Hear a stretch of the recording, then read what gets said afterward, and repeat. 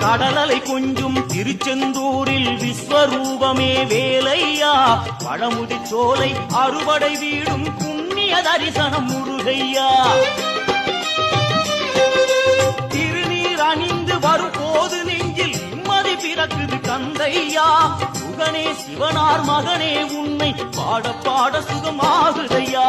வேல் முருகா அரோகரா அரோகரா வேல் முருகா.